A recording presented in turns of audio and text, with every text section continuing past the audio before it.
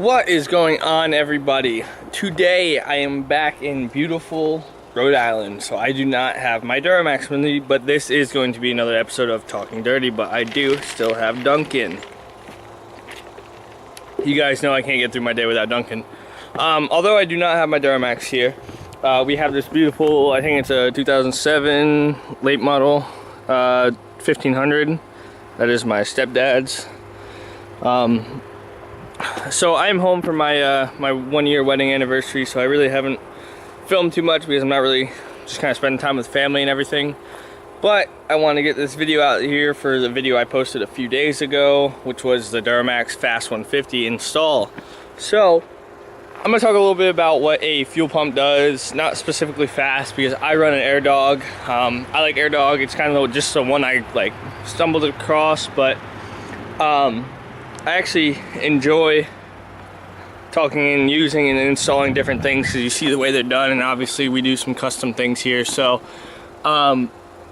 basically we're going to talk about why a fuel pump's important for stock trucks and then why a fuel pump's important for performance.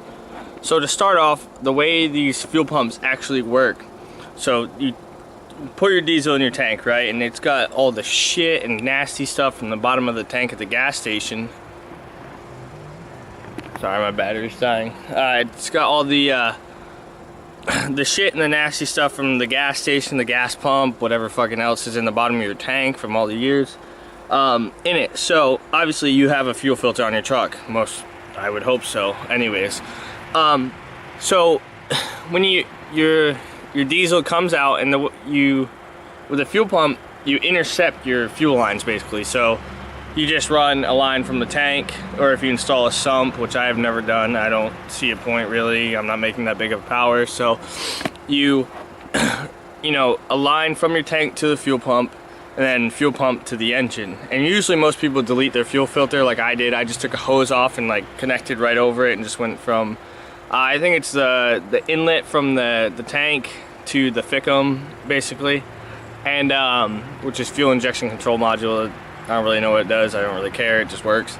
But the basically what it does with having a fast pump, one in at least in Duramax setups, and this is a Duramax channel, but obviously these fuel pumps are universal. With a Duramax, the CP3 is the only thing that sucks fuel from the tank. There's no lift pump in there's no sump pump, lift pump, push pump, whatever the fuck you want to call it, in the tank to push the fuel to the engine. So basically when you're starting your truck, the CP3 pump in the valley is sucking fuel from your engine up to, from your tank up to your engine, and that's where it gets its fuel from, and then the CP3 pressurizes it, or CP4 for newer trucks. I don't know if the newer trucks have lift pumps or not, like in the tank, but I don't think they do. And basically, you are just sucking, so your CP3 is working so hard. So, for a stock truck benefit, and before this, the way these fuel pumps work, so it has a water separator and a fuel filter. So, your nasty aerated fuel comes in from the tank, right? So it gets sucked into the fuel pump and it goes to a water separator, which actually, damn, the sun just got bright. So the water separator, you know, comes in and spins around, and basically all the water settles at the bottom of the water separator, and the fuel gets sucked up into the actual pump where the actual pressure is made in the fuel pump. So that's why the water separator has a little drain on the bottom, because you don't really need to change your water separator like every 3,000 miles, every oil change or whatever. You can just drain the water out and keep going. They don't really, because the holes are so big, they don't really get clogged up. They just separate water. So usually you can drain it. If you're not having issues with it, I wouldn't even sweat changing it. But then it goes up into the pump and gets pressurized, which most pumps, I run my Air Dog at about 12.5 PSI. The fast, I believe, comes preset at 13. I don't really know about any of the other ones, like the little ones that don't have the filters, but it's usually like 12 is probably a safe bet for a stock truck.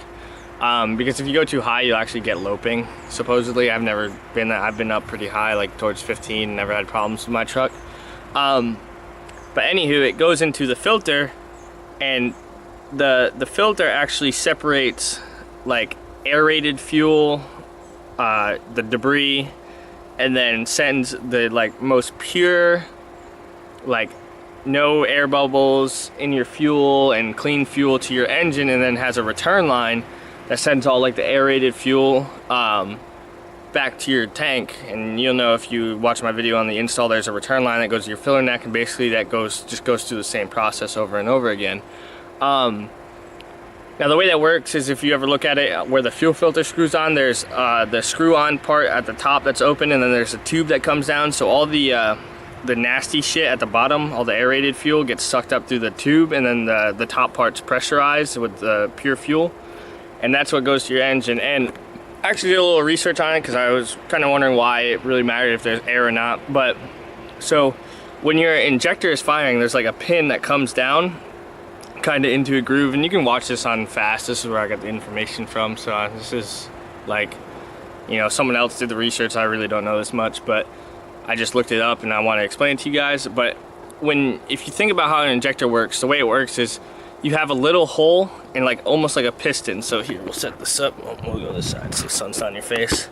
So basically, you have like a V shape and a pin that fits in, and pretend the injector spray hole is right at the bottom here.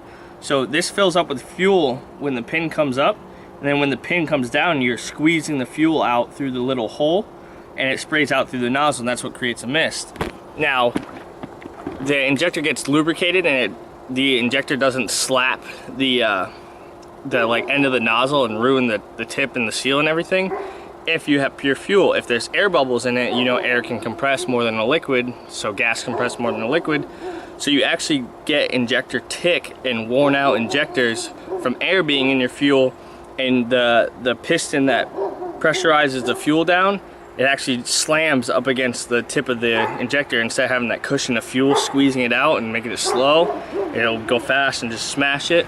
And that's how your injectors wear out. So it is actually a good thing for stock trucks to have a lift pump.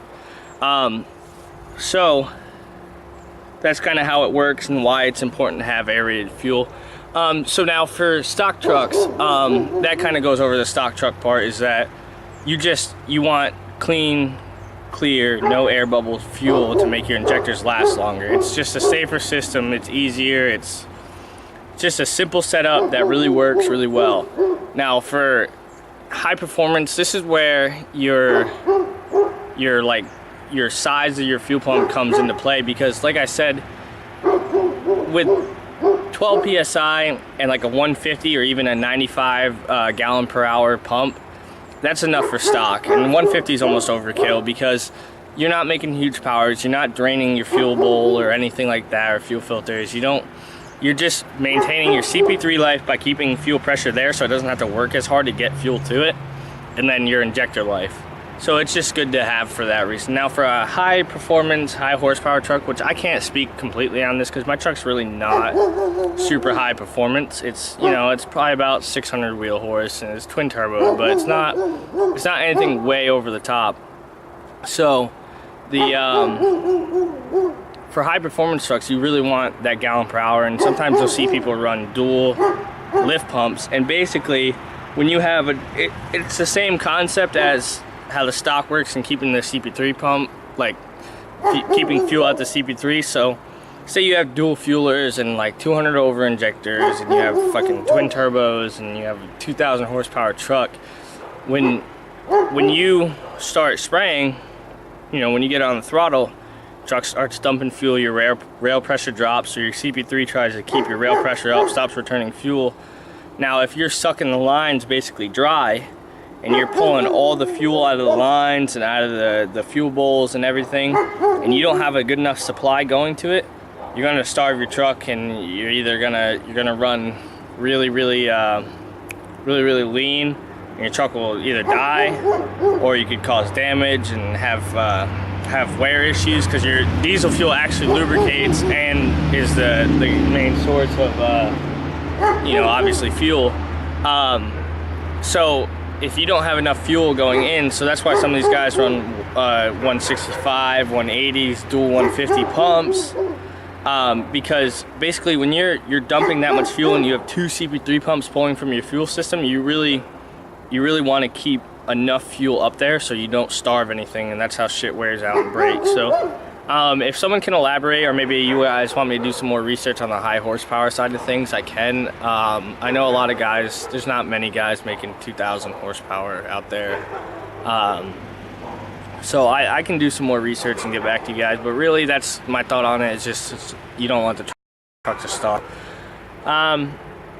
That's kind of all I got for lift pumps. I'm not going to be biased on which one. Obviously I just installed it fast, but like I said, I have an AirDog 2 on my truck. All I recommend though is don't get the little like Raptor pumps that just have a fuel filter. Get the water separator, get an actual nice pump. Not that I have anything against those pumps, I'm sure they work fine, but you want that water separator, you want the fuel filter, and it's just easier, it'll be cleaner fuel. So basically that's gonna do it for this episode of Talking Dirty, guys. I hope that answers some questions about fuel pumps. You know, if you want to learn anything new or any more questions about Duramaxes, just drop it in the comments below. But that's gonna do it for today, guys. So if you like this video, hit the like button and subscribe. We'll see you later.